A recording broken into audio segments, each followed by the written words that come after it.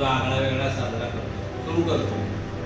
तिचं बहुतेक अन्य ठिकाणी कुठं दिसत तो काय आपल्याला काही हे नाही.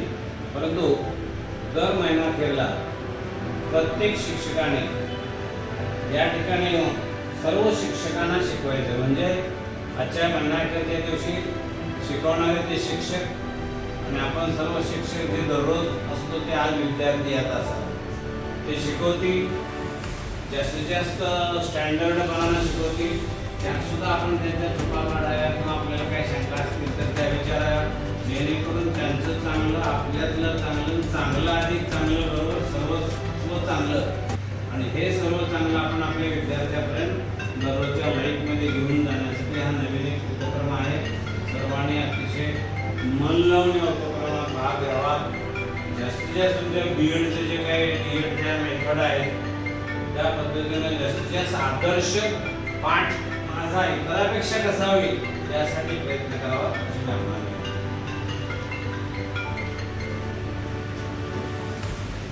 हॅलो, आपला सब्जेक्ट कोणता आहे? मराठी. उत्तर द्या. कोणता सब्जेक्ट आहे आपला? मला सांगा तुम्ही कोणकोणत्या वाहनाने प्रवास करताय? कोणकोणत्या वाहनाने प्रवास करताय किंवा केलाय? कोणकोणत्या वाहनाने प्रवास करताय किंवा केलाय ते सांगा. वाहनाची नावं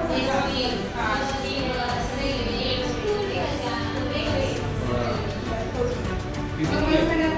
आता तुमच्यापैकी सायकल कोणा कोणाला माहित आहे? ज्यांना माहिती नाही हात करा. माहित आहे, सगळ्यांना माहित असते. मला सांगा सायकल तुम्ही चालवली का? चालवली सगळ्यांनी? कधी लहानपणी चालवली? आता पण चालवताय? स्कूलला सायकलवर येते, कोणी येतात ना सायकलवरती स्कूलला? तुम्ही सायकलवर कोण कोण ह्यातले कोण कोण येतात? जे जवळ राहतात ना स्कूलच्या जवळ ते कसे येतात? सायकलीवरच येतात. पण जे लांबून येतात ते कसं येतात? स्कूल व्हॅननी किंवा त्यांचे मम्मी पप्पा त्यांना स्कूटीवर गाडीवर सोडत असेल. पण जे जवळ आहेत ते काही चालत पण येतात, पण काही आहेत ते सायकलीवर येतात. तुम्ही लहानपणी पण सायकल केलं बघा. तुम्हाला माहिती आहे का? तुम्ही नर्सरीला किंवा LKGला असताना छोटी सायकल असायची प्लास्टिकची, माहिती आहे का? 3 चाक असायची.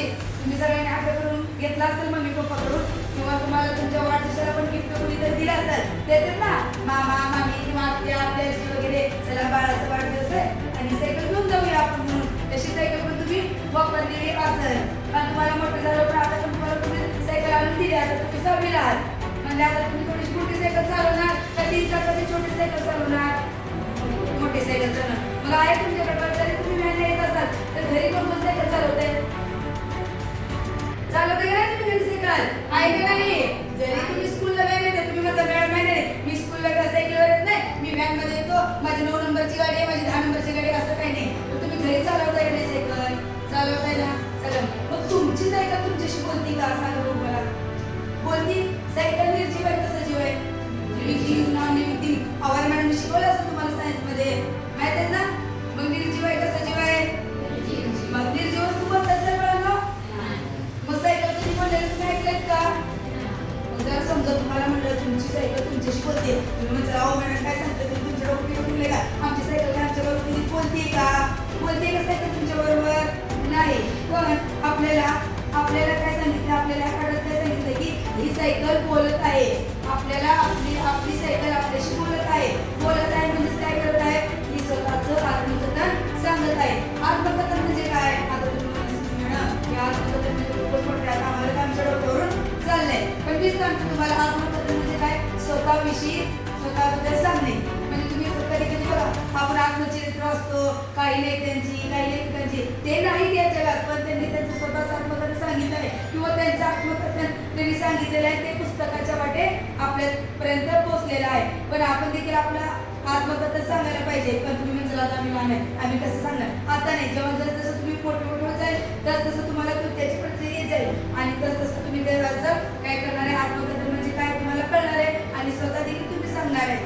म्हणजे तुमचं काय झालं? मग आता आपल्याला काय करायचंय? ती सायकल जी आहे ना ती स्वतःचं आत्मकथन सांगत आहे. म्हणजे आत्मकथन मध्ये ती काय सांगत आहे आपल्याला की त्याचा जन्म कुठं झाला, ती कशी उदयास आली किंवा एखाद्याचं जर आपल्याला आत्मकथन लिहायचं असतं किंवा आपण वाचलं असतो